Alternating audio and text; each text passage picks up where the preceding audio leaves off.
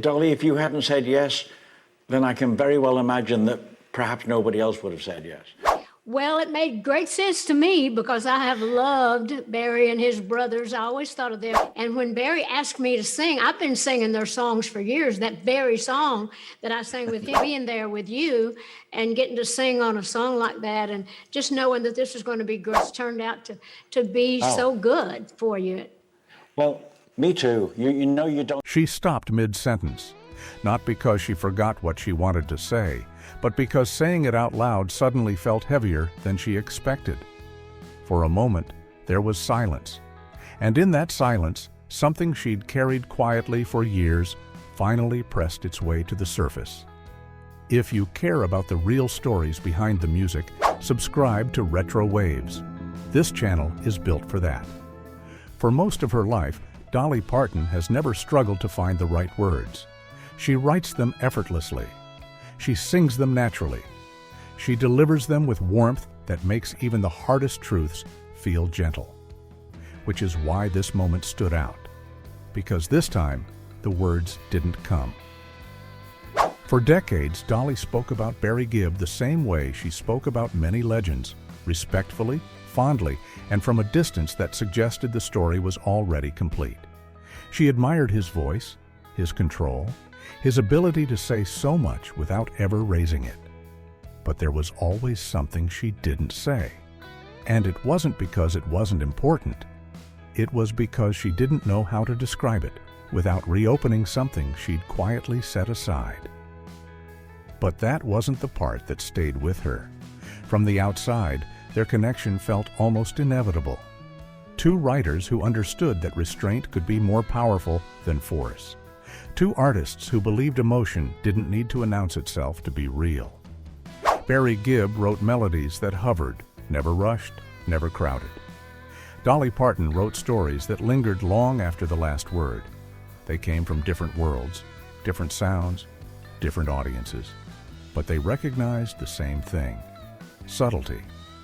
And when artists recognize that in each other, it usually leads somewhere. Except this time, it didn't. Over the years, people tried to fill in the gap. Some assumed there had been plans that fell through. Others imagined schedules that never aligned. A few even tried to turn it into something more dramatic. But none of that was true. There was no fallout, no disagreement, no moment where something went wrong. There was only a quiet understanding, and then silence.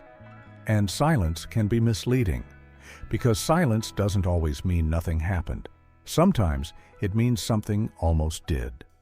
There was a moment, she remembers it clearly now, when the idea crossed her mind. Not as a proposal, not as a conversation, just a thought. What it would feel like to share space creatively. What kind of song might exist if two very different emotional languages met halfway? She didn't chase it. At the time, that felt like wisdom. Because there was no urgency, there was always time. Or at least, that's what it felt like then. Dolly has always trusted timing. She believes the right things arrive when they're meant to, that forcing something can drain it of its meaning. So when the moment passed, she didn't question it. She didn't regret it. She simply let it be. And for a long time, that choice felt right. But time has a way of changing the shape of decisions you once felt confident about.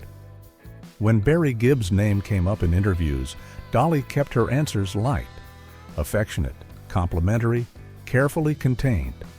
She spoke about his talent, his voice, his songwriting instincts. But she never explained why she paused first, and no one asked her to, because nothing about her tone suggested there was more to say.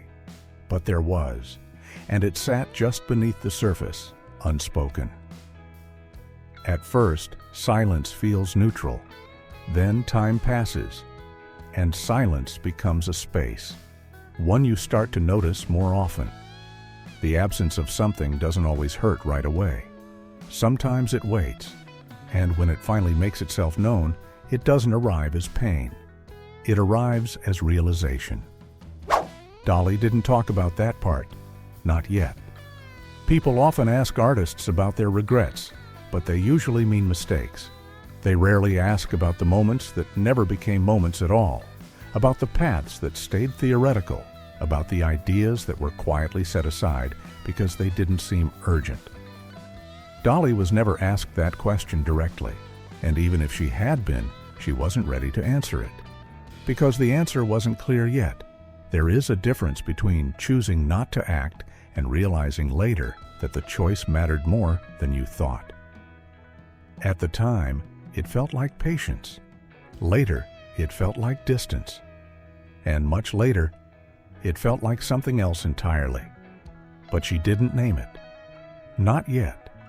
Some truths don't stay quiet because they're hidden. They stay quiet because the person carrying them hasn't understood them fully yet. Dolly didn't avoid this story out of fear. She avoided it because she didn't have the language.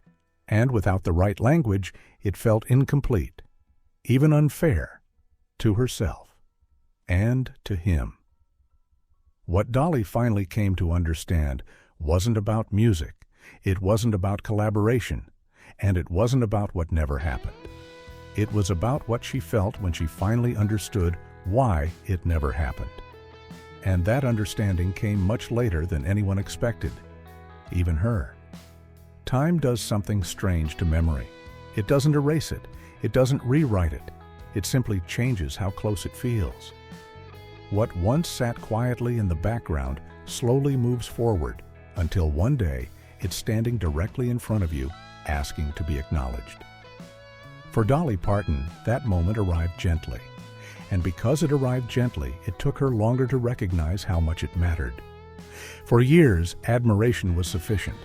Barry Gibb was someone she respected deeply, an artist who understood emotional economy, who knew when not to say too much. She admired the discipline in his voice, the patience in his songwriting, the way his music trusted the listener. That kind of respect rarely feels incomplete. Until it does. And when it does, the shift is subtle, not urgent, not alarming, just heavier. At first, Dolly couldn't name what she was feeling. It wasn't sadness. It wasn't longing. It was a sense that something had been quietly present in her life, and she hadn't realized how long it had been there. Like a door you walk past every day without opening. You don't miss it until you realize it's locked. There was never pressure between them, no expectation, no moment demanding action. And because there was no urgency, there was no signal that something needed to be protected. They existed in parallel, mutual respect, mutual awareness, and the assumption that if something needed to happen, it eventually would. That assumption felt reasonable. At the time, the shift didn't come with noise. It came with clarity, the realization that time doesn't announce its boundaries, it simply reaches them. And once you notice that a boundary has been crossed, it's already behind you. That was when Dolly understood that what she had called patience might have also been postponement. And postponement doesn't always offer a second chance. Most regrets come with a story, a mistake, a wrong turn, a moment you can revisit and understand. This one didn't. There was no misstep to analyze, just the recognition that something meaningful had existed quietly, and she hadn't met it with the same attention it deserved. That kind of realization doesn't ask for forgiveness. It asks for honesty. Looking back, Dolly realized her silence had never been avoidance. It had been protection. She didn't talk about Barry in depth because she didn't want to simplify something she hadn't fully understood. To speak too soon would have flattened it, and she respected the feeling too much to do that. So she waited, without knowing what she was waiting for. When the words finally came, they didn't arrive as a declaration. They surfaced naturally. A softened tone, a longer pause, a sentence that carried more weight than it appeared to. She didn't say she wished she had done things differently. She said she finally understood what that connection represented to her. And once she understood it, she couldn't pretend it hadn't mattered. The pain wasn't rooted in absence. It was rooted in awareness. In realizing that something had been available, emotionally, creatively, humanly, and she had treated it as timeless. But nothing meaningful is timeless.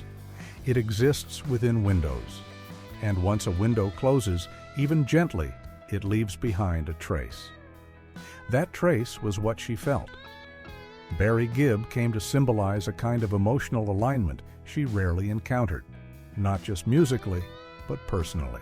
A shared restraint, a mutual understanding of quiet intensity, and realizing that she hadn't leaned into that alignment, not out of rejection, but out of comfort, forced her to reconsider how she had approached certain moments in her life. That reflection wasn't easy. Dolly had always chosen safety wisely. She protected her heart. She protected her timing. But safety can sometimes limit fullness, and recognizing that doesn't bring anger. It brings tenderness toward yourself, toward the moment, toward what might have been. Heartbreak doesn't always announce itself as pain. Sometimes it arrives as clarity, as the understanding that something meaningful didn't fail. It simply remained untested. And untested connections can linger longer than broken ones, because they never received an ending. That was the heartbreak she named. Saying the truth didn't reopen anything. It settled it. Not with certainty, but with peace. She didn't speak to assign blame. She spoke to allow herself to feel something she had postponed for years. And once she did, the weight shifted, not gone, but understood. Dolly Parton didn't finally tell the truth about Barry Gibb to shock anyone. She told it because time had finally made the truth clear, that some connections don't demand urgency. And that's exactly why they need it. That silence can be gentle and still meaningful. And that heartbreak doesn't always come from endings. Sometimes it comes from realizing that something precious waited patiently, and time, quietly, moved on. And once she understood that, all she could do was speak it softly and let it rest. Heartbreak doesn't always announce itself as pain. Sometimes it arrives as clarity, as the quiet understanding that something meaningful didn't fail. It simply remained untested. And untested connections linger. They don't end cleanly. They don't close themselves. They stay, waiting to be understood. For Dolly, speaking the truth didn't reopen the feeling. It settled it, not with certainty, not with answers, but with acceptance. She didn't speak to rewrite the past. She didn't speak to change what couldn't be changed. She spoke because the weight of not saying it had finally grown heavier than the weight of saying it out loud. What broke her heart wasn't loss. It was recognition. The realization that something precious had existed quietly alongside her life, patient, respectful, unassuming. And she had trusted time to take care of it. But time doesn't protect moments. It passes them. And once a moment passes, understanding is all that remains. Dolly didn't finally tell the truth about Barry Gibb to reveal a secret. She told it because the truth had finally revealed itself to her. That timing is fragile, that silence carries meaning, and that some heartbreaks don't come from endings. They come from realizing that something waited gently, and time, without malice, moved on. And when she finally said it out loud, she paused. Not because she didn't know what to say, but because saying it meant accepting that the moment she had waited for had already passed. And in that silence, the truth finally rested.